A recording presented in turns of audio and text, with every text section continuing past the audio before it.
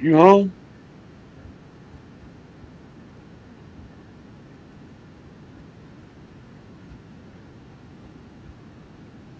Can you hear me?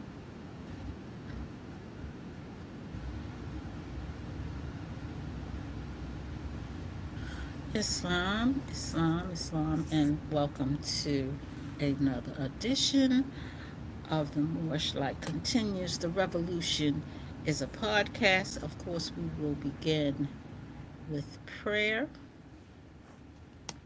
Just sit down peacefully. If you're able to stand and hold your hands up in the correct way, five on the right, two on the left, you may do so.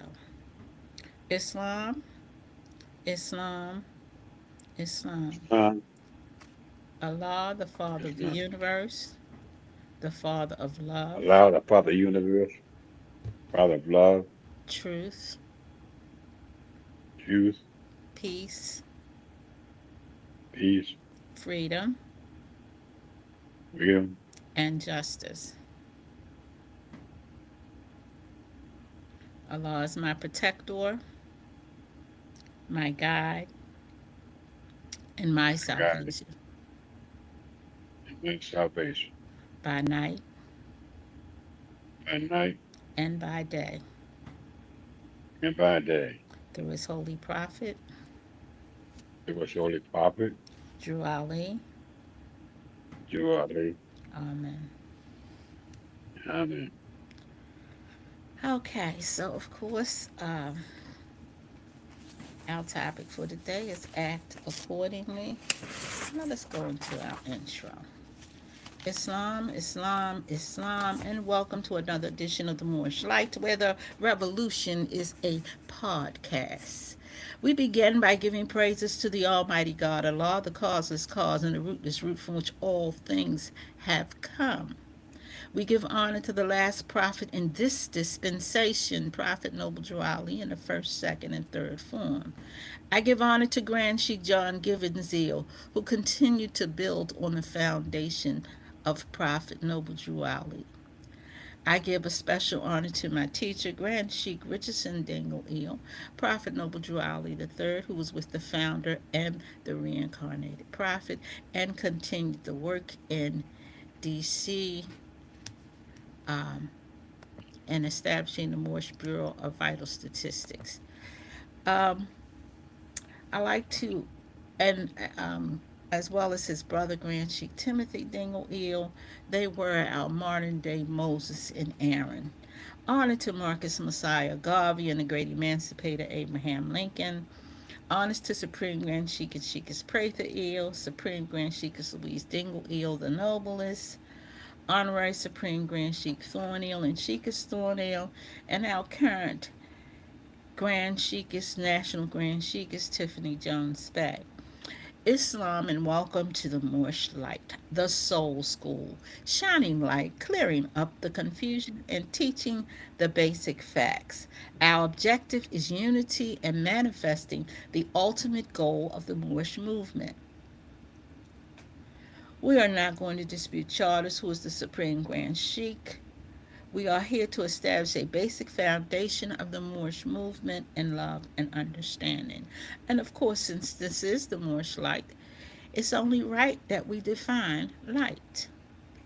Spiritually, light symbolizes knowledge, truth, divine presence, hope, guidance, and purity, representing awareness and the pathway from spiritual darkness, ignorance, and sin towards enlightenment, goodness, and union with the divine, appearing across cultures as God's creation, inner wisdom, or a guiding force for humanity. It signifies wisdom, life, revelation, and the illumination of the spirit within. And of course, I have to do things as some people say the Biffy way. Um, that's it, Biffy. So, of course, we always open our program reading from the Holy Quran of Mecca, and that will not change. So, I'm going to share my screen, and I love sharing my screen. Some people uh, just like to do. things a certain kind of way. Can you mute your mic, please? Um, and this is Surah 55. Let me see. And we doing Ayah 74 through 76. It says, Then celebrate with praises the name of thy Lord, the Supreme. Seeing all the signs in nature and their symbolic meaning in the spiritual world, man must turn to Allah and do his will. Further, Furthermore, I call to witness the setting of the stars. The setting of the stars, the number of mystic meanings are attached. Here are three, and it says you can see footnote. You can see the footnote 40, Surah 43, ayat 1, and note 5085. The setting of glorious stars, a symbol of humility before the power of beauty and goodness of Allah. 2. It may refer to the extinction of the stars at the day of judgment, betokening the establishment of Allah's justice and the truth of his revelation. 3. What is bright and beautiful to our senses may disappear from our ken within a few hours, even though its own existence may continue. All light is relative except the light of Allah. And so we talked about two things here I think we need to focus on, and that is light and revelation. When a prophet comes on the scene, he brings a revelation. That revelation is usually the cure to some downtrodden nation. In this particular instance, that downtrodden nation are those who call themselves Negro, black, colored, or whatever, new name you might create. The message is yours. The revelation is yours. Because at this stage of the game, you're existing outside of the families of nations, you're existing outside of the human family, even though you are functioning in society. So, we have to definitely have a different kind of point of view. We have to open that, we have to look at things from a different angle in order to understand how conditioned we have been as a people until the point where we will defend, I'll say, blackness without any justification other than we believe it. And the worst part about this is that now they're trying to scoop Moorish under blackness. Moors, we got to get on our job. They're trying to make Moorish a part of blackness, and it never was, and it never will be, because according to, we have a question: can a man be Negro, black, colored, or Ethiopian? And the answer is no. Why? Because man is made in the image and after the likeness of God, Allah. So we need to make sure we start making some corrections. We really do. And Ayat 76 says, And that is indeed a mighty adjuration if ye but knew. The glory of a firmament as it exists and the wonder of its passing away are both evidence to the discerning mind of the future, which Allah has prepared.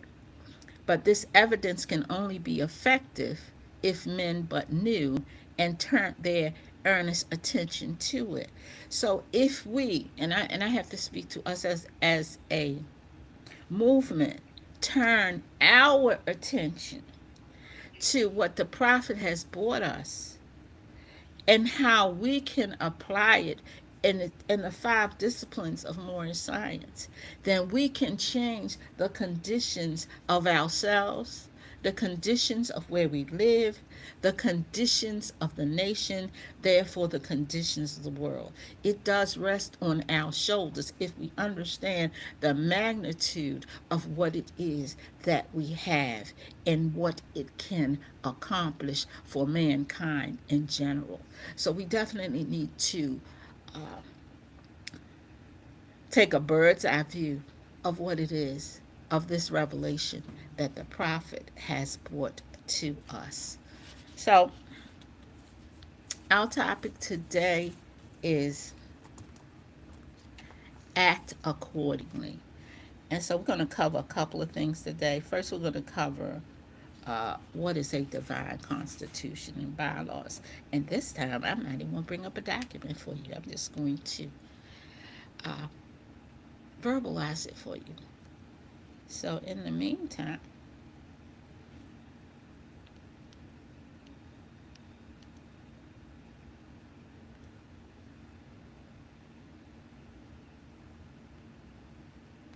in the meantime, we're going to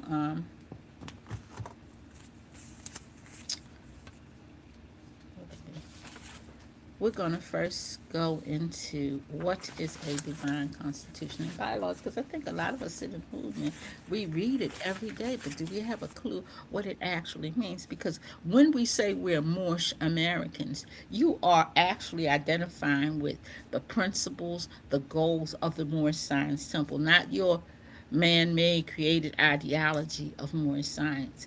But you are saying, when you say you're a Moorish American, you are saying that I want to adhere to some things. So, what is a divine constitution and bylaws? Let's go there first. A divine constitution is a set of fundamental, divinely inspired principles guiding an organization, often found in religious contexts like, and of course they use the Catholic Church dogmatic constitution, divine revelations, theirs is called Dei Verbum, or in a church foundation belief statement. Bylaws are the operational rules that provide a framework, and I'm going to say for the movement or the organization's governance activities, detailing its mission, structure, and how it functions daily as outlined in the governing document. Now, most Moors, one thing all Moors have is the divine constitution and bylaws. We all have that. And so, when we talk about the origin, it says these principles are believed to come from a higher power, often and in our case from Allah through his prophet. What is the purpose of a divine constitution? To establish the ultimate truths, visions, and more framework for the organization. See that? He said more framework. So that means some changes actually have to happen. You have to, if you're in the Moorish Science Temple, your practical Moorish life functions through Act 7. Because a lot of people, you can't come from Act 1 because you haven't arrived there yet. So your practical life application in Moorish science comes through Act 7. And it tells you exactly what you need to do with the children, the wife, everybody has a responsibility to the Moorish, to all uplifting acts of the Moorish Science Temple. Everybody has that responsibility.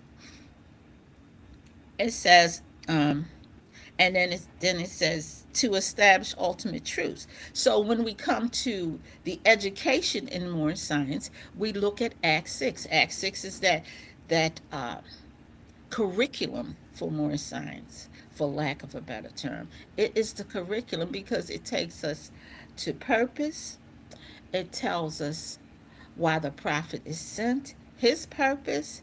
It tells us how to become a member, and it also tells us that we are teaching our people their nationality and their divine creed. So there's some things that has to happen. You don't just jump up one day and decide I'm a Moor and that's how it works. No, you have to change the mindset because all of your life you've been programmed to believe that you are black or you are colored or you are whatever somebody made up. And so therefore you don't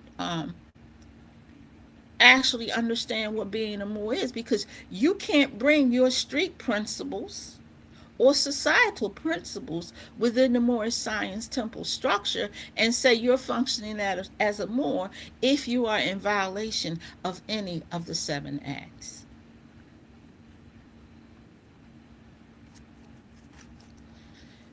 I Uh, say something. yes. Yeah, I got naturalized. It was March Can you? 7th, 1975. And I had nothing to lay down that night, went to sleep, prepared to go to sleep. I felt like there was a ton of bricks that was relieved off my shoulder, like that millstone I talk about that uh, holds your neck, keeps it moving. I probably believe in my soul, my body, and my spirit that I never felt before. Mm-hmm. And that was the beginning of my waking up as a Moorish American. And from there, I began to study the teachings of Papa Noble Joe Ali and lessons that he had brought to the members of the Moorish Science Temple. But that day and time, I felt an enormous relief, a weight taken off my shoulders. And Mm-hmm. with that, I'll say peace. Yes. And so, uh, we joined the movement relatively around because I came in June of '75, June 8th, as a matter of fact. And the brother and I have studied. We've walked this journey for many years. Himself, and my husband walked this journey. So when you come into the more, and you have to come in, I must say, with a humble spirit. If you're coming in here already full of something, you're not going to get the essence of more science. You have to come in with a humble spirit. So, the role, now we're talking about divine constitution and bylaws, it serves as the foundation upon which the organization is built, informing its purpose and beliefs. Because remember, now we have a divine constitution and bylaws. So let's talk about um, the bylaws. The origin of bylaws. It says created by humans within an organization to implement the higher principles or the Constitution. So the bylaws are the actions that we take, the things that we learn. So if you come into the Moorish Science Temple all knowing and all seeing, what can you learn? Because some people take the term coming in the temple with your eyes wide open, meaning you're coming in here already knowing. That's not what that means. That means that you're coming in here ready to learn. Then it says that purpose to detail the practical day to day workings of the organization, including memberships, officers' duties, meetings, and operational procedures.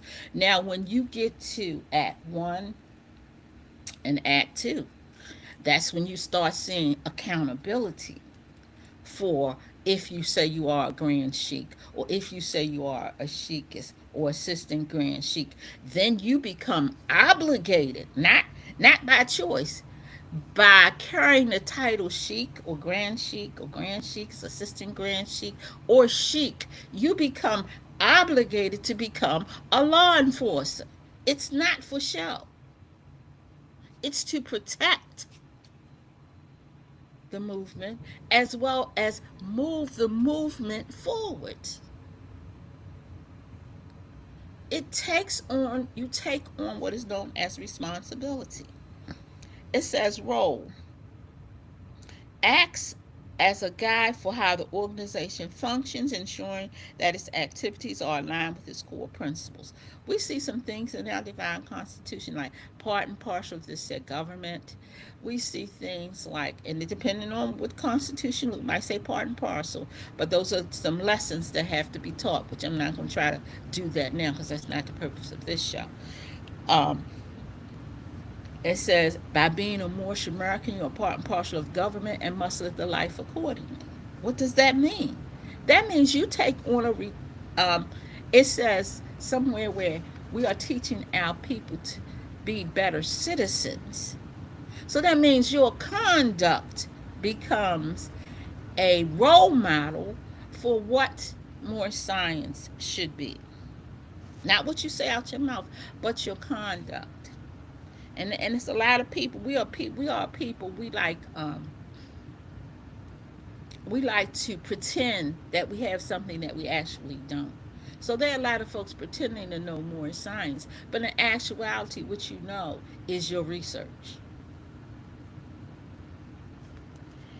It says key relationships. The Constitution provides the why and the what, the foundational beliefs and purpose, while the bylaws provides the how, the operational details. And it says that bylaws are generally easier to change than a constitution, which requires a more rigorous process for amendments to protect its fundamental nature.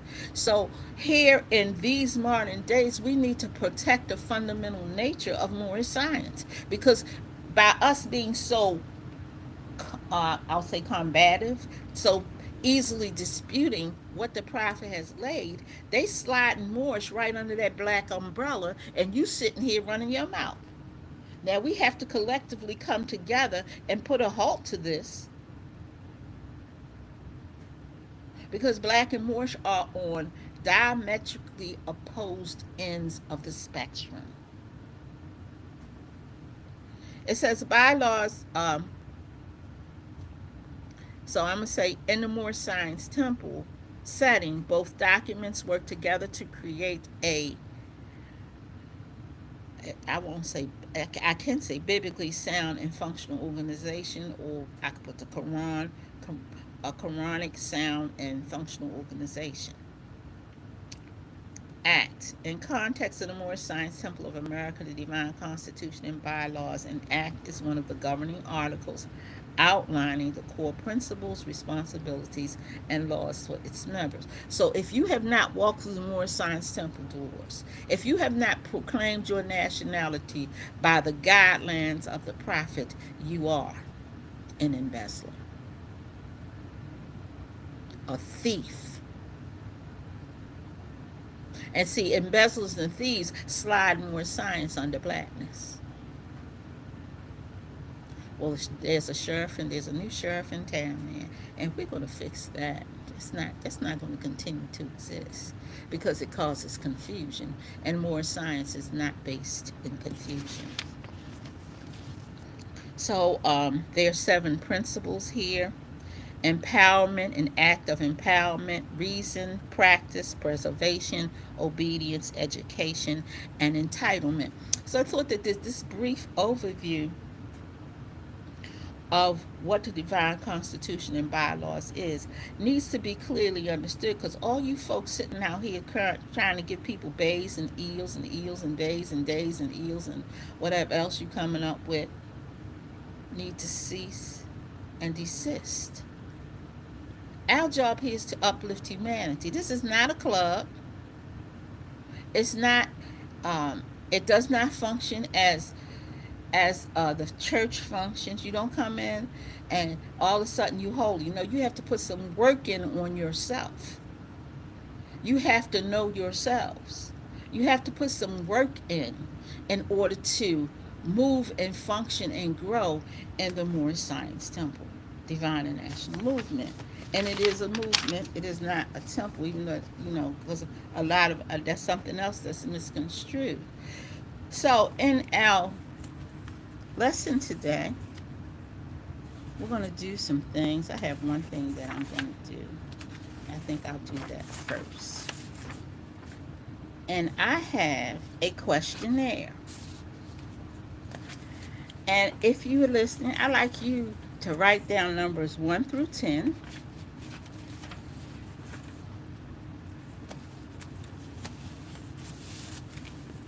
And then I'm going to tell you what the questionnaire is after you've answered all the questions.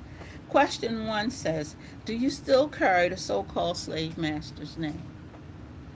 Now, when you answer that, take in consideration if you had a name change, you still have that name is still on record. Just understand that. So you can say yes, because some of us think if we change our name, we kind of change our condition, but it doesn't work that way. Question 2. Are you still identifying with labels used during the time of slavery? And that's a yes or no answer. Question 3. Did you or anyone receive just compensation according to Amendment 5. Question 4. Do you still worship a God that does not look like you, directly or indirectly? That was question 4, I'm sorry. Question 5. Would you agree they incorporated slavery on a mental spectrum? For example, integration?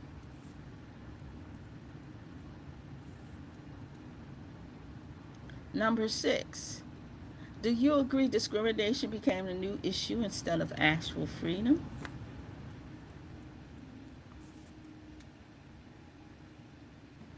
Number 7.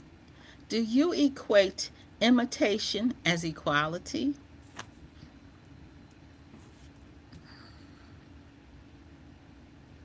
Number 8.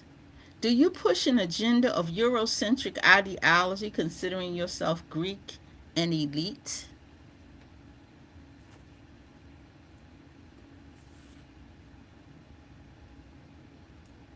Number 9.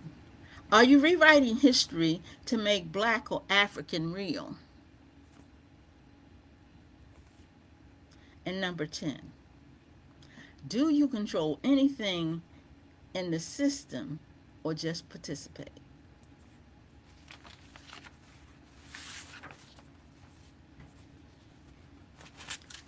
Now, the questionnaire is a Dred Scott questionnaire.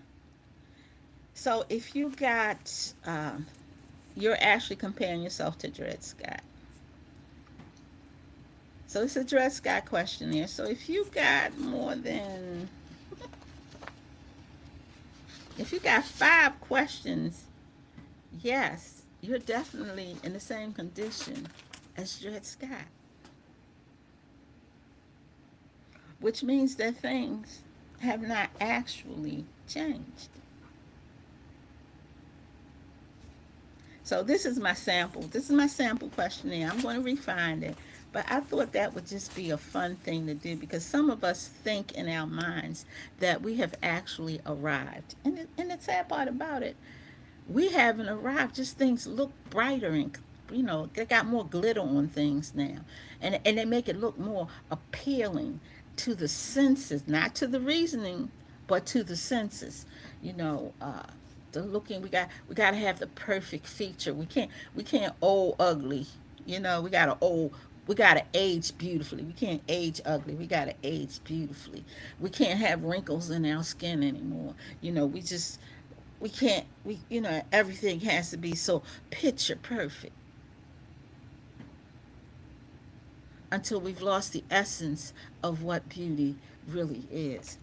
So that was my little questionnaire, and I think I'm going to work on it just a little more. But if you got more than 5 yeses on here, you still in Dred Scott era. I just want you to know. I just wanted you to know that. So that was the other part. Now, the next part of our lesson, we're going to look at when was the first Civil Rights Act? And did it precede the 14th Amendment? And as I study and research, I keep learning. I'm not one that's in a position to stop learning. I don't think I'll ever will be in that position. So now we're going to read a statement. Let me make sure. So I'm going to stop sharing for a moment.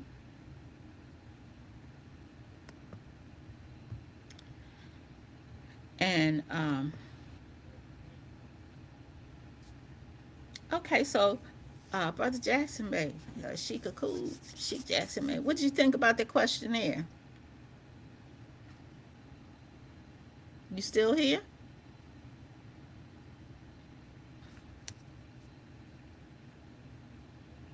I don't know where he went. I thought he was still here. But anyway, we're going to move on. Um, next we're going to move. I'm going to read a statement, and then we're going to talk about that statement.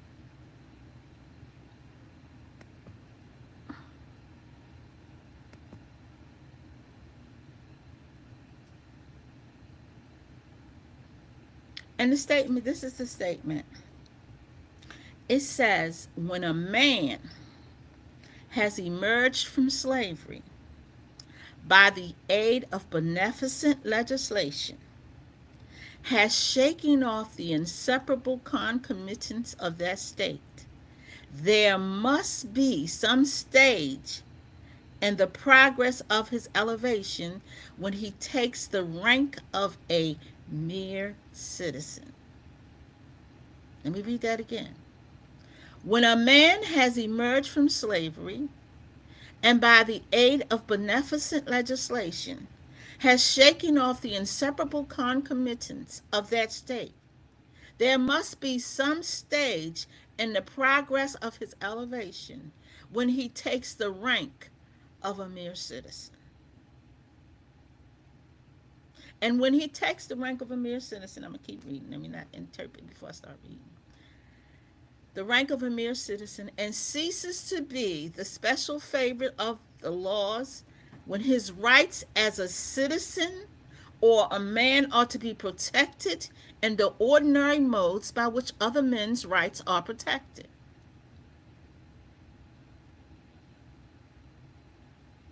A mere citizen. A mere citizen. 2026, we still talking civil rights. When do our representatives take us from the stage of beneficent legislation and move us into um, mere citizens?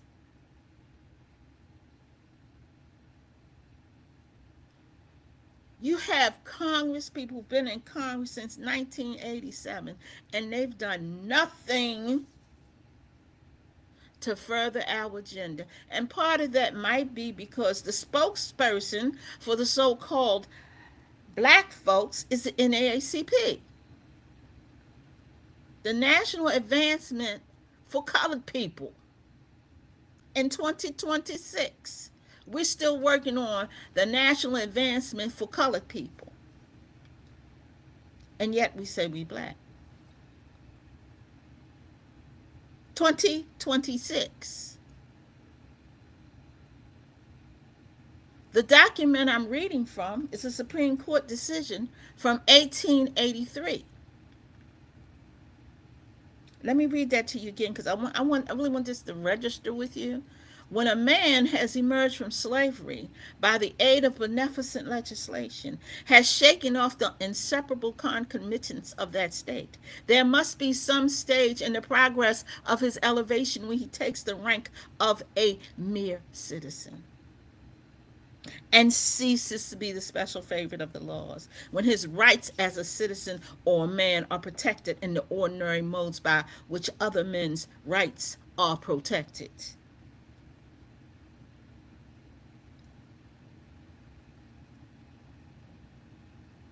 Some stage, this is 2026. Why are we still at that stage? Why are we still at the National Advancement for Colored People? Why have we gone back? And because some of us think we have progressed to black. No, we went back to black. We did not progress. We went backwards to black. But because there was a song out that made it feel kind of good, get the groove, and we was dancing to it, say it loud, be back, be proud. We thought we went somewhere. All we did was dance across the dance floor. We ain't go nowhere. We equated equality and equity. Being able to go in Woolworths and sit at the counter and eat where the European eats. Where's Woolworths today? Shop where they shop. Half of the shops we fought to go in are gone.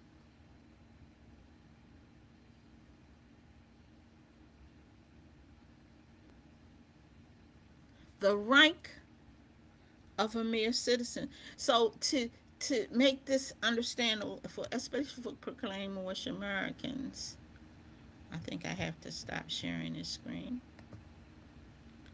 And I have to go into, I have to stop sharing this. And I have to share another screen with you. Let me see if I can find it.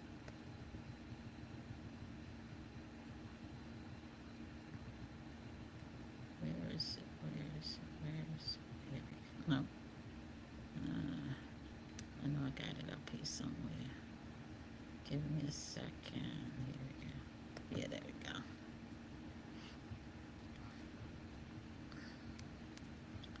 Now, where am I at? I'm here.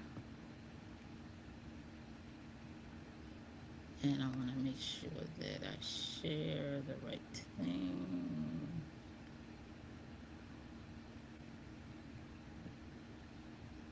See this? Yep, there it is. So, a lot of us who are in the More Science Temple, the prophet says this: the wealth of all national governments, gold and silver commerce belongs to the citizens alone.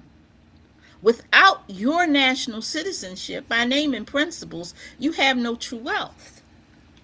And I am hereby calling on all true citizens that stand for a national free government and the enforcement of the Constitution to help me in my great missionary work, because I need support from all true American citizens of the United States of America. Help me to save my people who have fallen from the constitutional laws of the government. I am depending on your support to get them back to the constitutional fold again, that they will learn to love instead of hate and will live according to love, truth, peace, freedom, and justice, supporting our free national constitution of the United States of America. A lot of us do not realize that there's a difference between the Constitution and the free national Constitution, because the Constitution, as you see it today, upholds what? Negro, black, and colored. So what does it allow you to do? It allows you to fight incidents like somebody on the BAFTA said, had Tourette syndrome and said nigger, and we all up in an uproar because he said nigger. If the word ain't right for him, it's not right for you.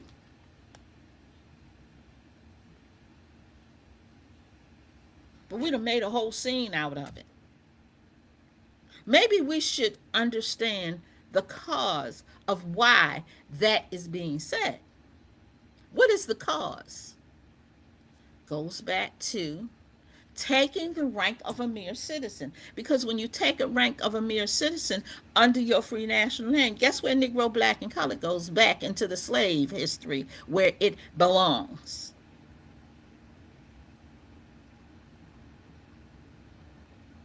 That's where it goes. It goes back into the slave history.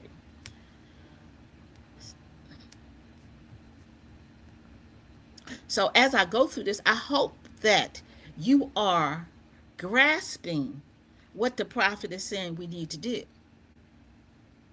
Because some of us think that we're here to preach religion.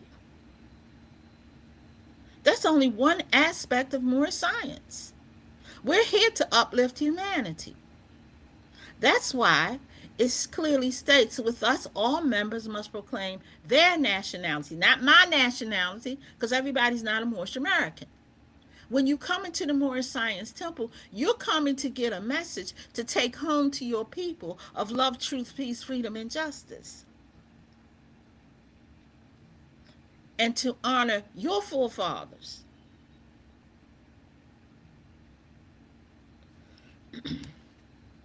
So let's go a little further here.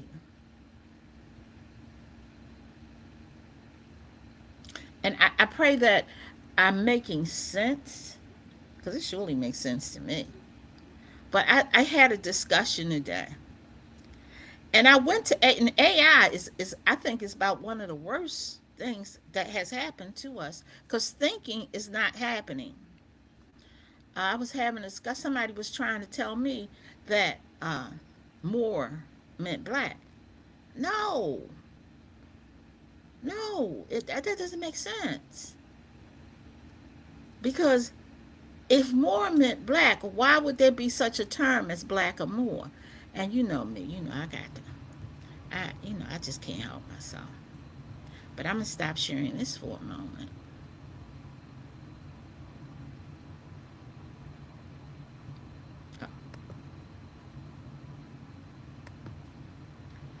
And as you know, and like the research has been done, and right now, a lot of us are caught up because of laziness, and because books aren't as accessible as they used to be. Because everything's, well, they actually in a way they are, but you have to go and find a book.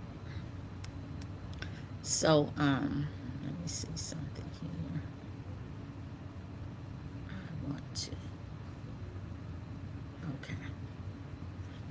So I'm going to share another screen. I really like the sharing screen thing. Let's see. No, that's not what I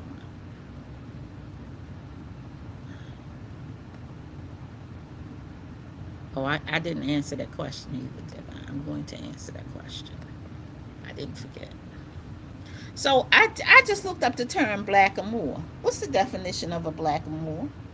A black African or a very dark skinned person.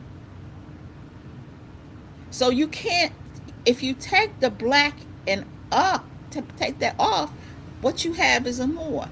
And the definition of black, African, or very dark skinned person would not exist anymore. So let's examine it just a little bit further. So why would you say black or Moor if Moor means black?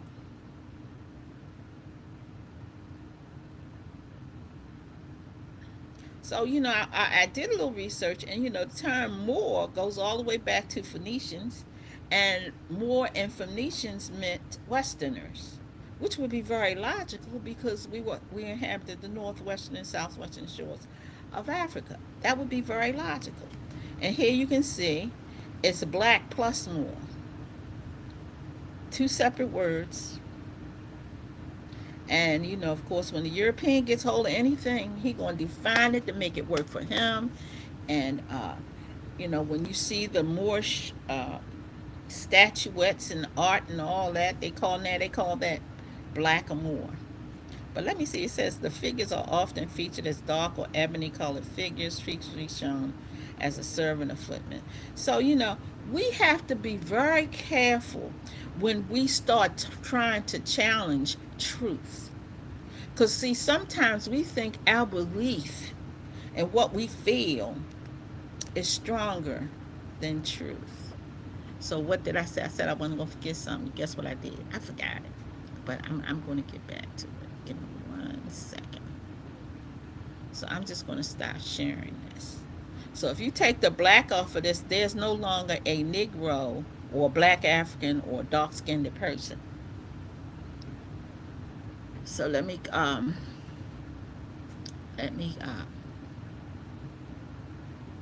let me stop sharing. And there was one other thing that I did need to share. Let me look at my little box here.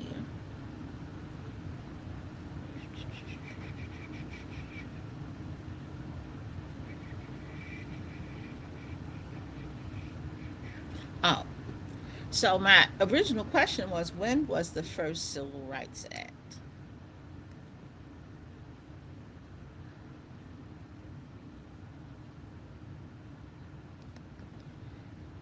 Did you know the Civil Rights Act, there was a Civil Rights Bill of 1866 that preceded the 14th Amendment? And when you go into the 14th Amendment, you see the Civil Rights Act of 1866, which President Andrew Johnson vetoed.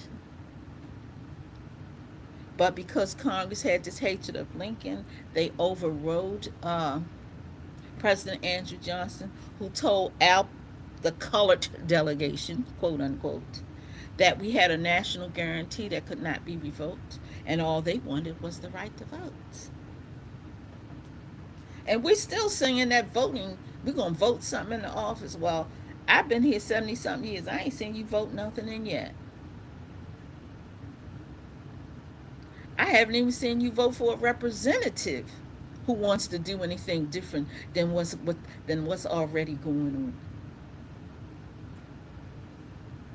So yes, we talk about we do a lot of talking, but we need to really get historically correct and understand what our destiny should be in 2026. From this point forward, our destiny should be actual freedom. Actual freedom means we take accountability for ourselves. It also means another term, and yeah, I think I got enough time to deal with this. The other term is birthrights. Prophet Noble Drew Ali mentions birthrights in three particular places. Let's see if I can find it. Last copy there. He says this is your nationality and identification card for the Moorish Science Temple of America and birthrights for the Moorish Americans. We look in chapter 1. Man is the Lord of all the plane of manifest, of protoplast, of beast, of mineral, of plant. But he gave up his what? Birthrights. Why is birthrights not talked about? Why is it a whisper in more science? Why is it a whisper when it should be loud and demanding? But it's just a whisper. But it needs to be loud and demanding. Where are our birthrights? Now, of course, birthrights come through the great God Allah. Listen to your divine covenant. Divine covenant of the great God Allah. Honor thy father and thy mother, that thy days may be long upon the earth land which the Lord thy God Allah hath given thee. Where's your earth land? How many of you know you home, been here over 10,000 years? How many of you are ready to fight for just simple citizenship? Restore everything that we were stripped of. Come, every man needs to worship under his own vine and fig tree. We have one system that's telling you just follow Jesus. Ignore your foreparents. Ignore who you were. Ignore that. And then on the flip side of that coin, it's honor your mother and father. Honor your principles. Be who you are and not someone else. Does that just apply to us? Of course not. It applies to the whole Asiatic race. Who, by me looking at TV, I'm looking at all these different nationalities movies, and a lot of us are caught up because we are imitating and not being ourselves.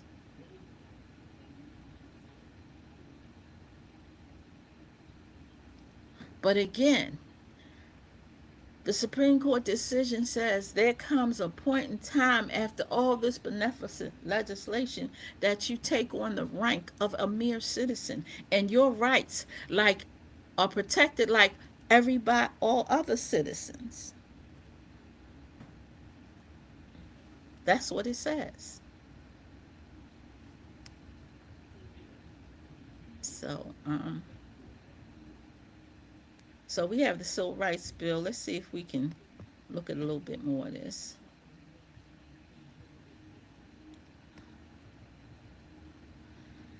Just to give you a little background history. On this date, the House overrode President Andrew Johnson's veto of the Civil Rights Bill of 1866 with a near unanimous Republican support, 122 to 41, marking the first time Congress legislated upon civil rights.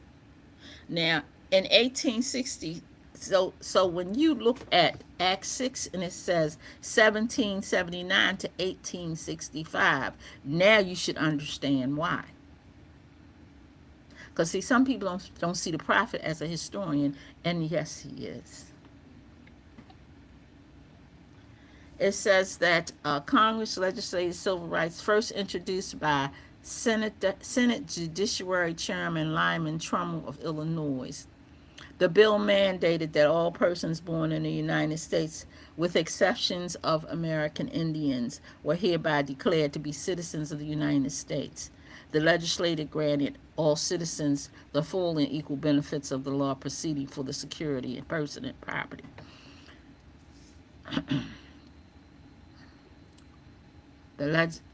To radical Republicans who believed the federal government had a role in shaping a multiracial society in the post-war South. Now, they're doing all this in the South. What do you think they was doing in the North? The measure seemed the next logical step after the ratification of the 13th Amendment, December 18th, 1865. And to show you how advanced Lincoln's thought was, Lincoln wasn't required to sign the 13th Amendment, but you know what? He signed the 13th Amendment.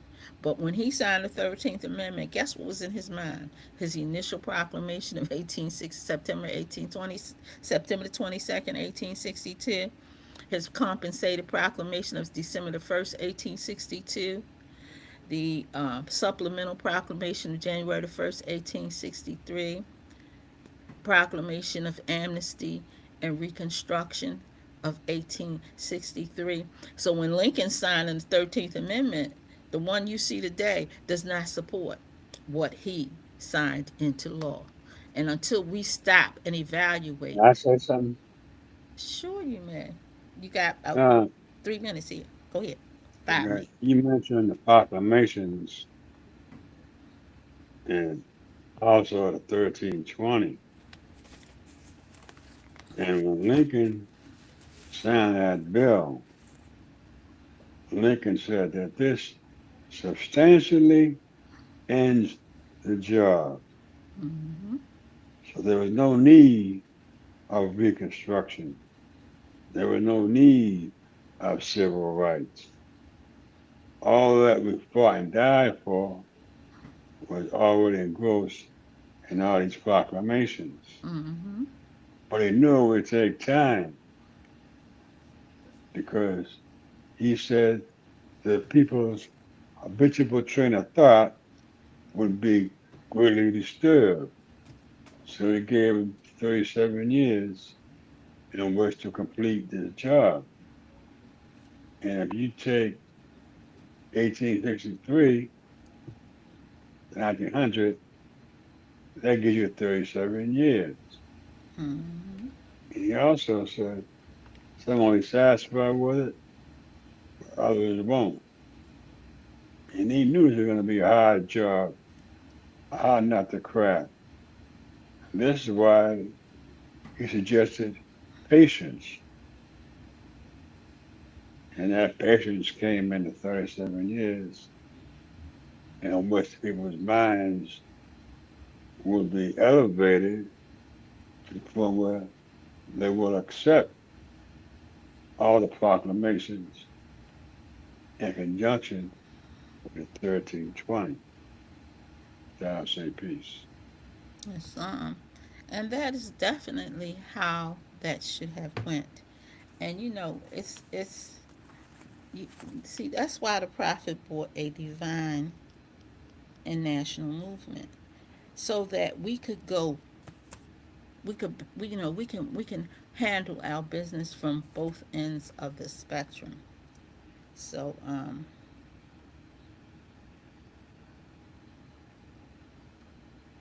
it's real important that we as a people begin to study the history, and how, by not going through an emancipation process or going through actual freedom, that today we live in a mindset. We have modernized the mindset of slavery because we never went through a process to set us free. And with the coming of Prophet Noble Jurali, all praises due to Allah, there are some of us who have overcome that mindset and are able to teach other people how to overcome that mindset. But it takes this little key component called humility that helps you do that. Because uh, reflection is the business of men. If all we reflect is what's going on in the world, we've lost. We've lost.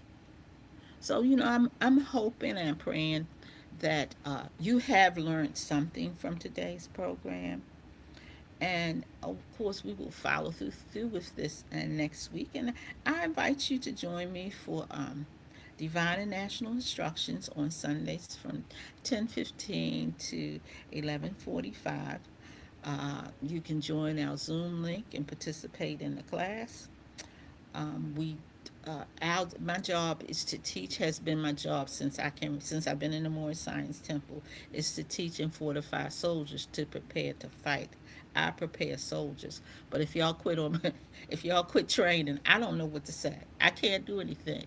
I'm here to teach you, and all you have to do is be willing to learn, and then we can accomplish some great things together. But if you're waiting for me to do everything, my name is not Henny Penny.